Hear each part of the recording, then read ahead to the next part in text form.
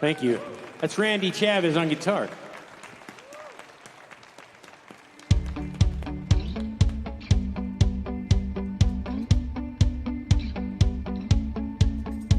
Hey everybody, my name is Bobby. Welcome to Mile High Church. Thank you so much for spending part of your weekend with us, especially if you're new. Our vision, Oneness Revealed, a world of love, peace, and abundance for all. Our mission, to serve as a spiritual beacon for personal empowerment and global enlightenment. Before we get started today, we want to give you a look at a few things coming up around Mile High Church for you and your family. Take your first steps toward healing after a recent loss. First Steps is a compassionate 2-day workshop exploring grief, mourning, and restorative practices for the journey ahead. Workshop starts this Friday. Registration ends this Wednesday. Discover the hidden cost of toxic relationships with Doctors Lissa Rankin and Jeffrey Rediger on Friday, October 23rd and Saturday, October 24th. And save with early bird pricing when you register for both days. And I think that early birds means dinosaurs.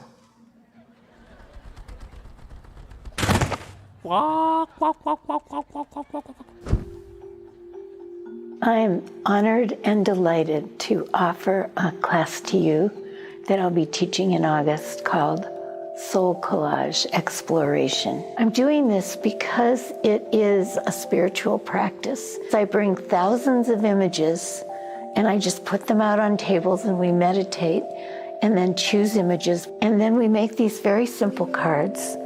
And these cards express parts of who we are. It teaches us how to pay attention to our intuition and then interpret our own personal symbology. We build a little community in the class and spend a lot of time together helping each other. You don't have to have any particular experience. You just come with your heart. It's going to be a really powerful and satisfying experience, and I hope to see you there. For more information about anything you've heard today, stop by the Event Center or connect with us online at milehighchurch.org. Hi. Hey guys! I'm so happy to be here today. We're going to start the morning with some song, and I know that we all come in with things on our shoulders, challenges we're facing, and we're heavy, but let's release it. Let's let it go and open our hearts and our minds to the message. So you can sing with me and stand. Ooh, some of you are standing. Or you can sit and listen, whatever feels good for you today, okay? All right, here we go. I release.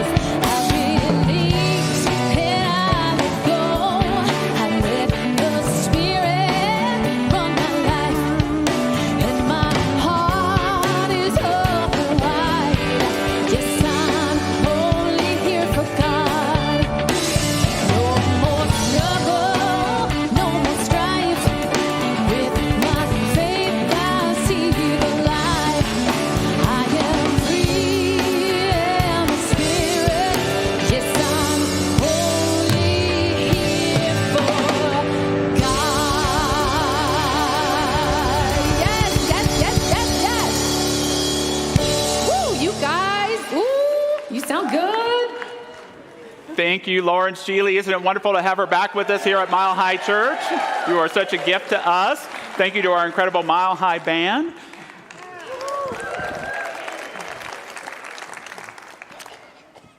Our founder, Ernest Holmes, said that we never have to surrender that which belongs to life, only that which is opposed to it.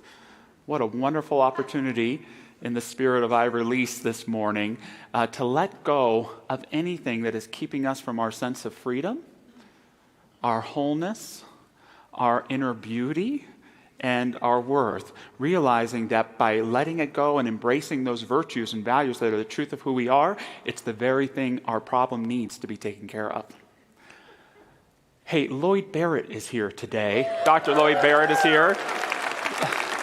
Longtime beloved associate minister here at Mile High Church. Some of you don't know this, but when I was 16 years old in 1997, Lloyd was the senior minister of the church in Escondido, and I got a little call from him and gave my first ever talk, Sunday talk at 16 years old. So, Lloyd, you're kind of responsible for my career, so thank you so much. We're so glad you're here.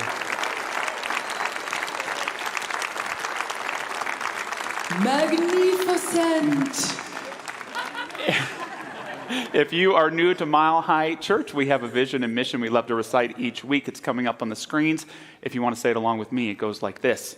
Our vision, oneness revealed, a world of love, peace, and abundance for all. And our mission, to serve as a spiritual beacon for personal empowerment and global enlightenment. Greetings to everyone watching us online. We co-create this sanctuary together as we move into our shared spiritual practice of song, silence, and prayer. Before we move into that, I want to light our memorial candle in honor of Polly Vincent, a longtime Mile Higher who recently made her transition. Polly regularly served with my daughter and so many kids in the youth church. You know, as much as we're about the business in this teal sanctuary, just as important are the visions of those incredible volunteers who hold the truth of our children up and help them see who they are. I'm so grateful to Polly. I surround all of her loved ones who are grieving at this time with love, and may the best of the qualities of her being continue to bless all of those who love her.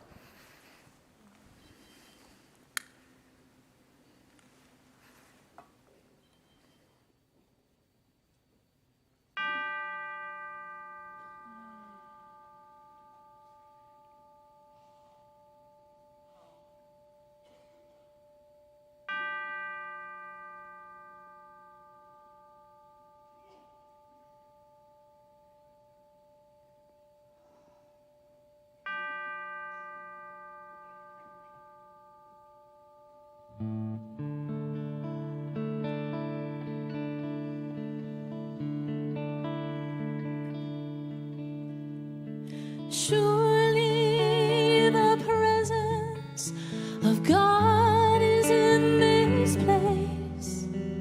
I can feel the mighty power and the grace. I can hear the brush of angel wings. I see glory on each face. Surely the presence of God is in this place.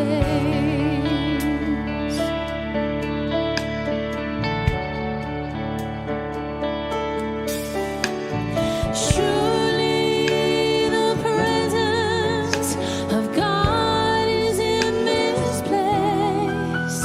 I can feel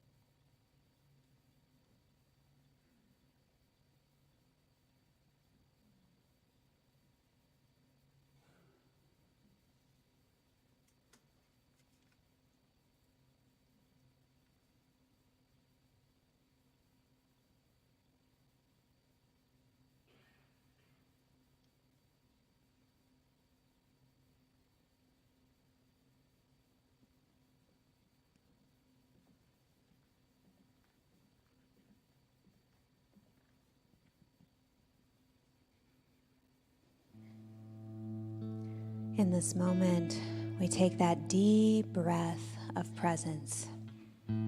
We release, we let go, and we surrender into the very ground of being. For that ground of being we recognize is spirit, the highest God and the innermost God is one God. So we recognize that spirit is everywhere present in the midst of the storm that comes and goes, in the midst of the conditions of our life, in the midst of dis-ease, in the midst of worry, fear, and anxiety. God is right there in the center. And so this morning, if there is a space of fear, if there's a place that is ready to be released, we unburden into the fountain of the One, knowing that it is a fountain of infinite love, infinite abundance, joy. And in the recognition, in the realization, in our awareness, we realize that God is the very nature of all beingness. And so we open our hearts this morning to feel and to relax and to rest in that awareness. For as we rest in that awareness, we awaken even more to the very light of the divine spark within. And so what I know and celebrate this morning is that each one of us is that very divine spark. And as we awaken and celebrate and steep in the awareness of that spark, we become lamps. And we hold lamps for the world around us. So we send that light out to the places of need around our planet today, and we know that God is right there in the midst of. And I am so grateful to feel and to know that truth. And so we connect together in this moment, feeling and knowing that that very light of truth moves through our message, moves through our togetherness, moves across this campus this morning, and moves out into the greater world.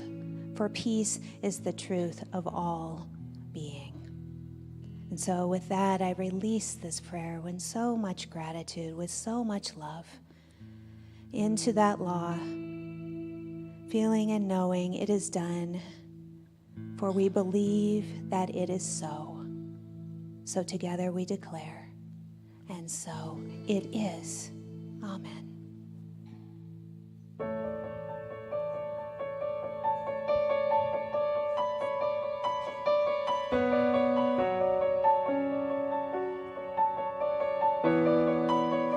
I don't want to be afraid every time I face the waves. I don't want to be afraid. I don't want to be afraid. And I don't want to fear the storm just because I hear it roar. I don't want to fear the storm. I don't want to fear the storm.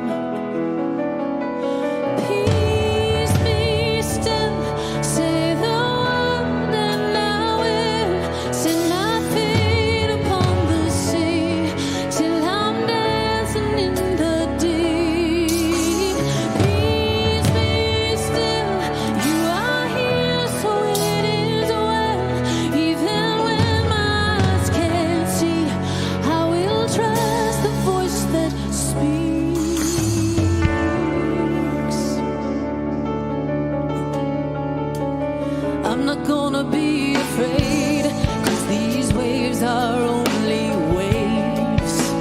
I'm not gonna be afraid.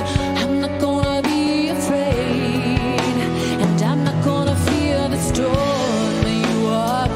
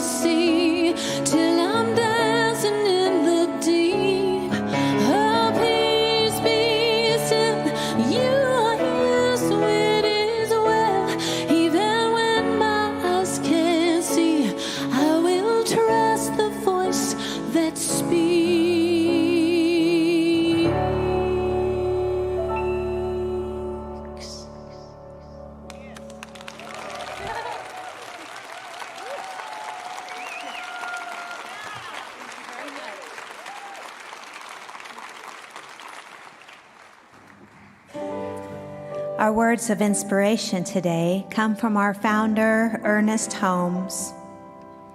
The soul must make a complete surrender of itself to the Spirit. That is, the law must come under subjection to the Spirit. The will of the Spirit is peace, clear thinking, and happiness. It could have no other will. And from Anne Lamott, almost everything will work again if you unplug it for a few minutes, including you.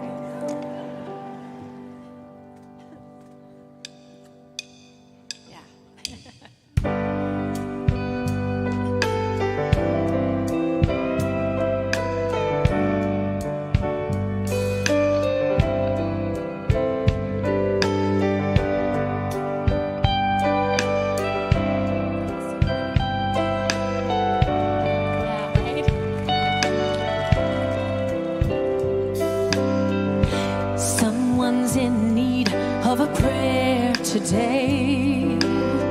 Have you done your part? Someone's in despair this day. Have you prayed from the heart? So many are seeking the way to go, and they need your light, you know, for our prayer of love.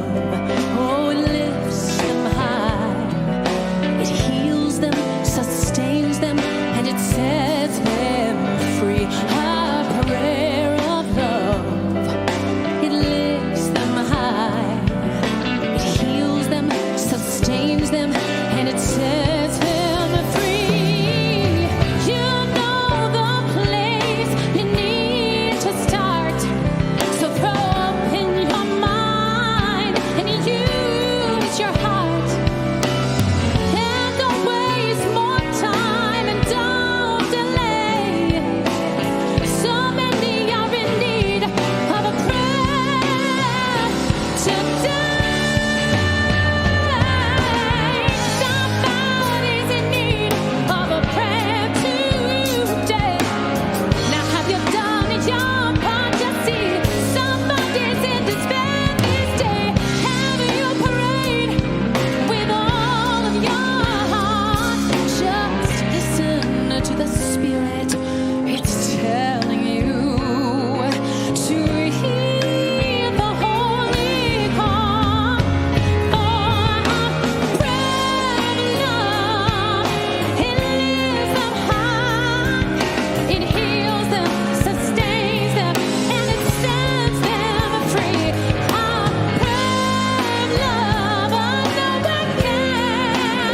every day heals them, sustains them, and it sets them free. Oh, your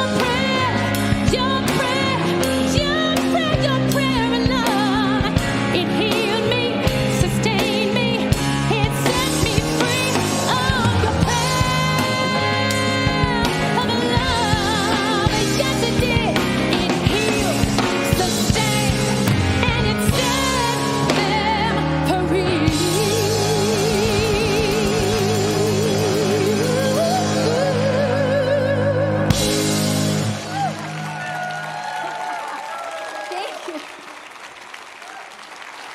Lauren Sheely, we're so grateful again to have you here. I love your talent and your generous spirit. Thank you for sharing your gifts with us. Thank you, Randy, Marky Mark and the Funky Bunch. I like that. And our band leader, Rob Lowe. Thank you so much. Thank you, Reverend Samira, for your prayer. Hey, in October, we're welcoming our next major speakers, Lissa Rankin and Jeff Rediger. We are so thrilled to have them here. They are best-selling authors on the topic of healing, and we have early bird pricing all through July. And Kay Johnson, who is a leader in our healing ministry, I'm going to invite her up right now, is big fans of these folks and is part of why they're coming here. And I thought it would be a good idea for everyone to hear from her a little bit why she's so excited to have Lissa and Jeff join us. Thanks, Jeff, for this opportunity. Yes, I have followed these two doctors, authors, deep thinkers for years and years. Many of you have seen me carrying around the book Cured in the last couple of years. That's Dr. Rediger's book, latest book. And I'm thrilled that they're going to be here, that we get to see them and talk to them in person. So I think that if you are someone who has a healing issue going on or someone you love, you really want to be here in October. Now you're thinking today, wait a minute, I don't know what I'm doing in October. How can I make these decisions? But the point is, there, like Josh just said, there's a discount on the tickets. So that's a good reason. It will be such a wonderful time. The Friday night, they're going to be talking about something that isn't talked about a lot in why people heal, or perhaps why people do not heal, and that is relationships. What are those relationships maybe that we have now or we had as a child that are somehow impeding our ability to heal? That'll be very interesting. You'll want to be sure to hear that. And that, by the way, is also going to be online. And then in the Saturday morning, they're doing a workshop, awakening the healing intelligence of the mind, body, and spirit. So that will also, I know, be a very rich time to come. So I suggest that you say, I'm going to be there, and get your tickets. I've already got my ticket. Thank you, Kay. And while you're here, I just want to honor you for your dedication to your healing journey and how it has created a sanctuary for countless people here at Mile High Church to find and discover their own healing journey. Thank you for you and all that the healing ministry does. Thank you.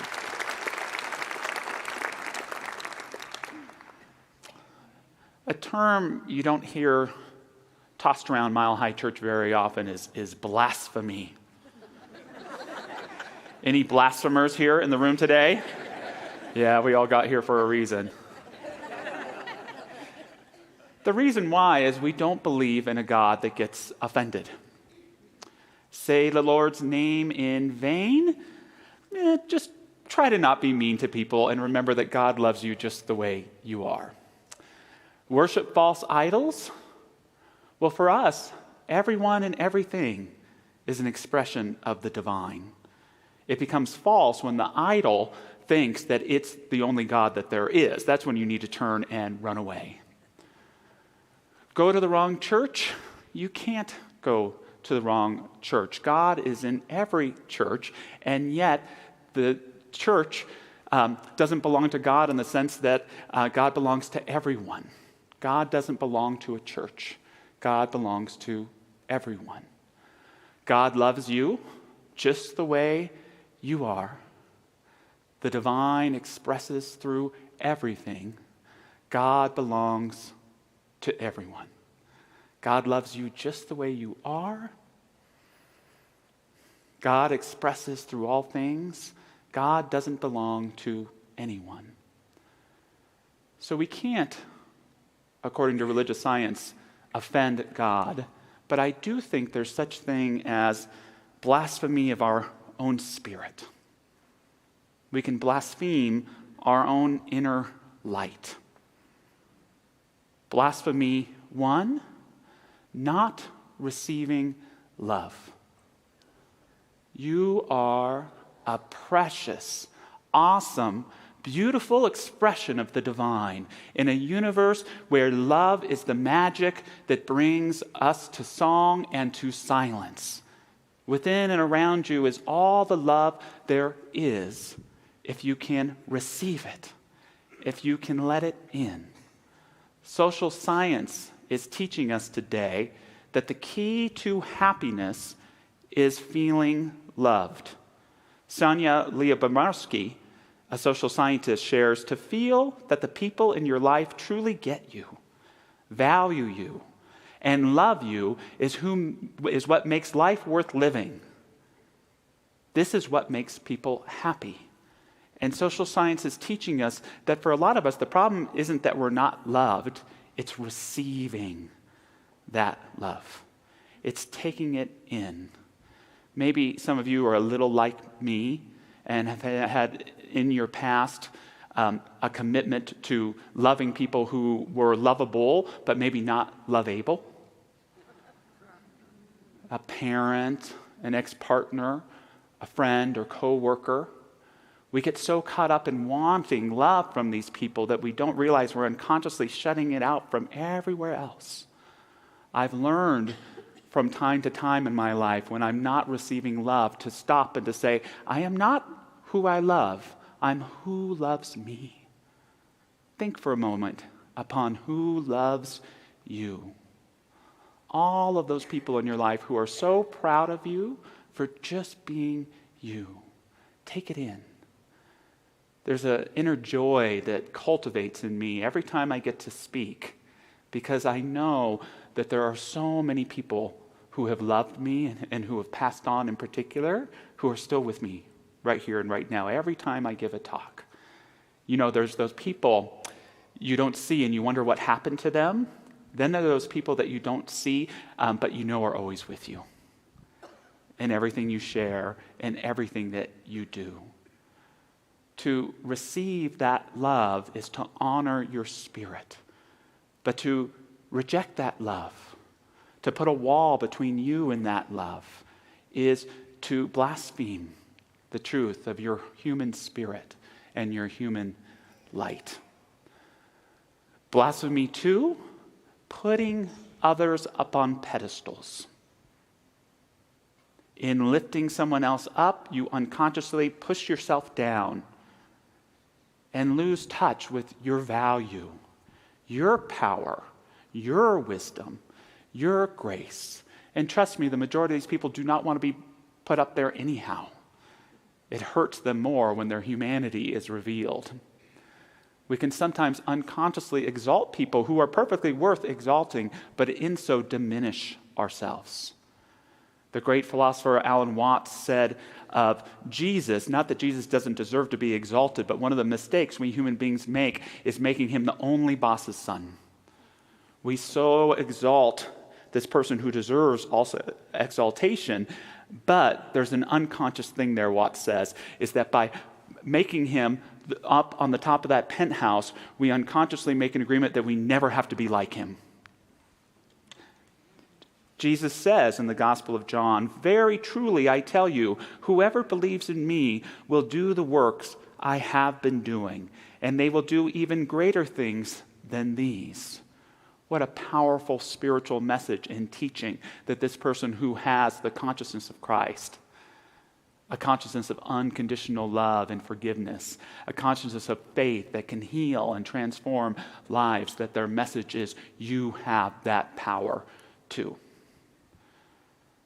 Even when we allow ourselves to be seen and put on a pedestal, we only put something superficial forward, and we're sure to fall down as well. Honor your own light. Blasphemy 3, and the topic of the message today is carrying the weight of the world on your shoulders. Anyone like me, your shoulders a little sore? It's that pressure. I have to do this. I have to take responsibility for this loved one's life because they're not capable of doing it themselves. If I let go, if I'm not constantly on, working, if not physically, then mentally, nonstop, everything will fall apart. It's all on me. There perhaps is no greater blasphemy to the Spirit than to think that life is all ours on our own to do and control and take care of, when the truth is that we co-create with the divine power, and that in letting go, we allow this divine in to help make the crooked straight, to help us rediscover and reclaim our wholeness whenever we've lost it, because the truth is it's been there all along. All along. In ancient Greek thought, there's a concept of a being called the Demiurge. And the Demiurge represents a false creator god, someone or a being who thinks they're God, and they have kind of power, but they're the kind of God that rules through fear and jealousy. Some early Christians actually saw some characteristics of the Demurge, the God of the Old Testament, that would create floods and tear down buildings, or would pester that poor Job. Before this Christ presence brings us this true God that's always there, of infinite life, limitless love, endless wholeness, showing up for us in all regards. I bring this up to ask you to ask yourself, is your life being run by a Demurge? By a perceived God of judgment? A perceived God who doesn't think you're enough? A perceived God that you have to somehow prove yourself worthy of? Or is there that sense of true light, true life, true love that ignites you with your very self and sets you out to live your life abundantly, completely, not perfectly, but in wholeness, in the wholeness of who you are? Who put the weight of the world on your shoulders? It wasn't the divine. It wasn't the divine. It was that part of ourselves that thought to be worthy, to get love, to be enough, we have to demonstrate control. We have to take care of everyone all the time. We have to put things on our shoulders, because if not, the world would fall apart. Moving through the loss of my father, followed quickly by the experience of divorce. Norman Lear wrote a great book called Even This I Get to Experience. I knew it was time for me to go into therapy. And I had had many therapeutic relationships in my life, but I've never had that experience where, Josh, what do you want to talk about today? That whole hour that's just about you. And initially I thought it was going to be all about uncovering neuroses and idiosyncrasies, all of the layers of Josh. But in my experience, there wasn't a whole lot there to uncover, although this weekend it feels like all the neuroses in my head have gotten together to throw a party. Anybody else? They must be big World Cup fans. But the greatest gift therapy brought me was in regards to being a good father. It was in regards to being a good father, because what I brought into that therapy room was an unconscious, I admit it was quite conscious story. I am a broken father of a broken family. A broken father of a broken family. And my therapist helped me by sharing with me, Josh, there are only 3 things a child really deep down needs: to be seen, held, and heard. Seen, be held in their magnificence, seen in their dignity, uplifted in their possibilities, loved, witnessed, heard, to validate their feelings, to listen to their stories, their struggles, and their great achievements, to listen to them, and to hold them. Not all the time, but whenever they need you, to offer that embrace of love and wisdom and grace. My therapist is right. These are 3 things that all children need, but I think it's true of us adults as well. That's deep down what we need. Just to be seen, just to be heard, just to be held. And this experience helped me to release control. Because you notice that thing about seen and heard and held, none of those take control. That part of me that thinks I need to get all up in my kid's business, that I need to perhaps find something that might be wrong with them to get on the path of fixing, that I need them to hear my story or take on things. No. And this therapy helped me to realize that I'm not a broken father of a broken family. I'm a whole father of whole children. That's the truth of who each of us is. But there are always these narrative paths that we can go. That one that says that we have to carry the weight of everyone's burden on our shoulders, or the one that says we can let it all go, live fully in the glory of life, and set the example that allows our loved ones to do the same. 3 points today about this concept of carrying the weight of the world on your shoulders. The first is to entertain the possibility that when you let the weight of the world go, things don't fall apart but come together. That if you were actually to release the weight on your shoulders, things wouldn't fall apart but come together. Mark Nepo said of Atlas, you remember Atlas who carries the weight of the world on his shoulders? He says Atlas wasn't forced to hold up the world. He was convinced that if he didn't, the world would fall. Again, when we hold the weight of the world on our shoulders, it's a sign of a lack of faith or a lack of belief that there is this silent partner, this divine presence that's always working for us and not against us. And if we can learn not to control, but to trust, not to get caught up in story, but to embody solution, not to get imprisoned in fear and worry, but to embrace love in this now moment, that this power begins to take over and bring things together. The Tao Te Ching tells us, do you have the patience to wait till your mud settles and the water is clear?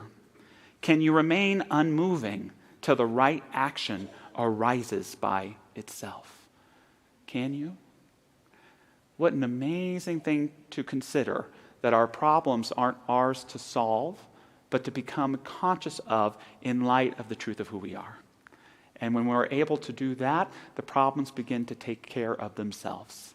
That thing that we think needs fixing doesn't need fixing at all. It just needs the expression of wholeness and our own well-being. If you release the weight of the world on your shoulders, things don't fall apart. They come together. It's not about getting rid of anything or throwing anything away. It's trusting that what will belong in your life will come exactly into place. Second, when you are carrying the weight of the world on your shoulders, you are not allowing yourself to be held. When you carry the weight of the world on your shoulders, you're not allowing yourself to be held. And it's painful because for many of us, the reason we're carrying the weight of the world on our shoulders is because we think that's how we get held. That's how we get love. That's how we get approval. That's how we earn our worthiness. But we don't realize in the very carrying is the inability to open our arms and embrace and be embraced. It's only when we let that weight down that we can let that love in. And it's only when we let that weight go that we can really help the people that we love and care about. Because when we're holding that weight of the world up, we can't embrace them either. It's in letting go, not in holding on, that we truly embrace and allow ourselves to be embraced with that love that we truly are. Again, becoming open to letting that love in our lives, it fills us not only with affection, but with strength, with trust, a sense of divine intelligence, and often the solutions that we've been keeping out because we think it's all up to us to accomplish. Lastly, when we're carrying the weight of the world and we let it go, it allows us to take true responsibility for our lives. Taking responsibility for other people's lives not only takes that responsibility away from them and our trust in them, but it keeps us from truly taking responsibility for our own. Not trusting things to work out, spending so much time in worry or regret, dismisses and doesn't allow the true story of God's good for you to take place in your life. Wrestling in your mind with the way things aren't, thinking they need to be a certain way, keeps us from becoming the ourselves we are called to be so that our life can come into divine alignment. When we release the weight of the world, we become clear and we take accountability for who we are being right here in this now moment, sometimes not realizing that becoming that is the very key to getting where in our heart we know we are meant to go. Holding the weight of the world isn't serving any of us. When we let it go, things can begin to come together. As we straighten out our own lives, it sets an example for others to do their own. As we allow ourselves to be seen, held, and heard, it gives us everything we need to see and hear and hold the ones we love, no matter what may be taking place. Moving into prayer this morning, I invite any of our beautiful prayer practitioners who want to stand and join me. So grateful for these bright lights, our practitioner body, who know the truth for themselves and hold it for each and every one of us who asks, knowing the highest and best even for those of us who don't. So simply affirming and knowing right here and right now, and releasing any perceived stress or worry, and releasing anything that we may be holding, we release ourselves into the embrace of God. We are not holding the world up anymore and are therefore allowing ourselves to be held up by a holy presence that knows the truth of who we are, that knows that even the purpose of fear or anger, jealousy or grief is to bring us back into a greater love, a greater way of being who we are in this world, knowing that we are whole people living whole lives, even in the experience sometimes of seemingly broken situations. The complete wholeness of the soul is always there, bringing us forward into greater fruition. I am not what I hang on to, I am what I become when I let all of that go, realizing that the best of life does not need clinging to, just the pure enjoyment of our heart and soul, speaking a word for healing, for abundance, for peace of mind, for forgiveness. Let us never underestimate what our hearts are capable of when we unite and remember this divine power. We allow this divine power to reveal itself as divine presence wherever we are, whispering to us of its grace, its love, its creativity, and our fundamental unity. We let it be, we let it become, and so it is.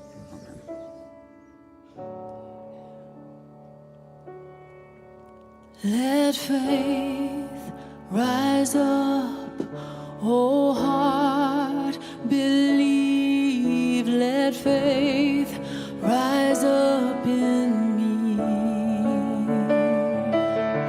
Let faith rise up, oh heart, believe. Let faith rise up in me. Let faith rise up, oh heart, believe. Let faith rise up in me. Let faith rise up, oh heart, believe. Let faith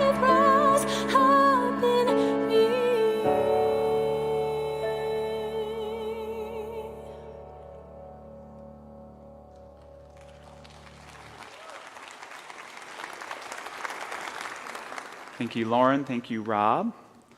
As we move into this time of giving, thank you for all that you give to Mile High Church in treasure and talent and time. We are such a blessed community, and the leaders that we demonstrate in this community are absolutely incredible answered prayers, including our board president, Laura Drury, who I'm going to call up here today because she's residing over our annual meeting that's going to happen at 11:30 in the Vote Center. Okay, it's not the most entertaining event of the year, but it's a great opportunity for all of us to be in ownership of our beloved Mile High Church. That's right. So I am here to invite you to that wonderful annual meeting and really invite you into that, because it's such a wonderful way to get in touch with what's really going on. We all know what's really going on, but more of what's going on in the church. So I want to give you an idea here. It does sound a lot like reports and financials and stuff like that, and it is, but it's also more than that. So let me give you an idea of what we'll be going over, because this is your spiritual home. And we all help co-create this community together. So we're going to go over the financial health, our ministry, the work of the foundation, the priorities of the board, the plans that will help guide the church into the future. We'll elect 3 new trustees, and we'll also create an opportunity for members to connect with one another and talk about the difference that Mile High has made in our lives. And there'll be snacks. That'll help it tide you over so that at 1 o'clock you can go have lunch. Let's see here. What else do I want to say? We've just completed a fiscal year because we do that at the end of June. And the trustees that have served in the last fiscal year have done a really awesome job. And I just want to take a moment to acknowledge all of them, some of whom are continuing on their term. We do serve 3-year terms, and some of whom we're electing, like I said. So this is your church, your presence, your questions, your consciousness. That's what really matters. So I invite you to be there, and I'm really thrilled to have you there. Thanks. Thank you, Laura Drury. We're so grateful for you. Again, if you are a current member of our Board of Trustees, will you just raise your hand so we can acknowledge you? We are so grateful for you. Sylvia, Kumar, so grateful. And if you've ever been a member of our Board of Trustees, thank you for your leadership of the church. Will you just raise your hand and identify yourself? We are so very, very grateful for your service. Because of your generosity, just a sneak preview of that report, at the end of our fiscal year, our contributions were above what we budgeted them to be, and our income for the year was greater than our expenses, which is always good news, and that is because you are such generous investors in Mile High Church. So with that, thank you for all that you do to support Mile High Church. Let's take our gifts, physically or metaphorically, and we'll bless them all together by saying our offering affirmation. Divine love, as me, blesses and multiplies all that I am, all that I have, and all that I circulate. And so it is. Where are you now when darkness seems to win? Where are you now when the world is crumbling? Oh, I hear you say, look up, child. Hey, look up, child. Hey. Where are you now when all I feel is doubt? Oh, where are you now when I can't figure it out? Oh, I hear you say, look up, child. Oh, hey, look up, child. Oh, hey, look up, child. Oh, hey, look up, child. Oh, hey. You're not threatened by the war, you're not shaken by the storm. I know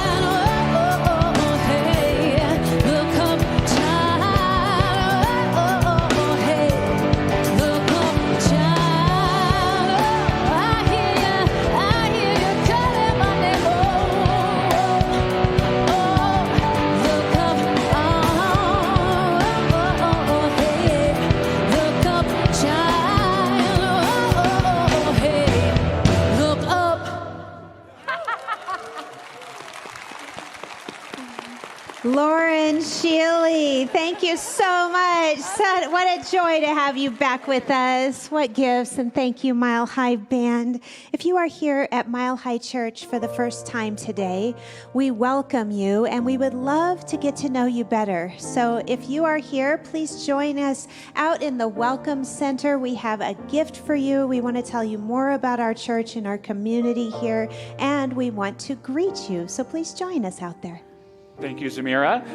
Hey, Zamira, Jackie, and I are facilitating a meditation retreat Labor Day weekend. Besides getting to hang out with them, which is so much fun, there's Mile High Community, Sacredness, Presence, Community. Really looking forward to that. There's, for privacy people like me, there are single room options available too, which is fantastic.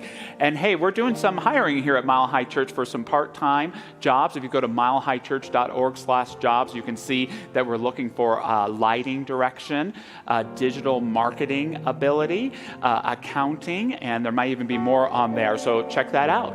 Hey, thanks for being here, everybody. If you'd like, stand, take a hand. We're going to say a benediction before we sing our peace song.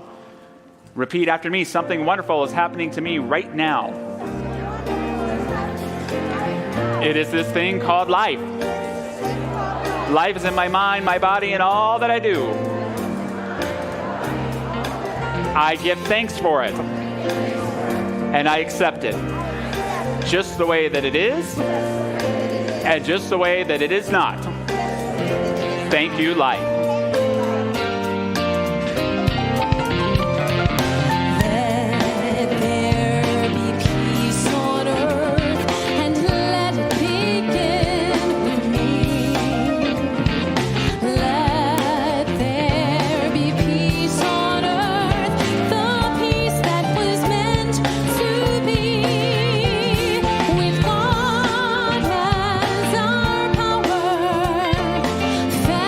Family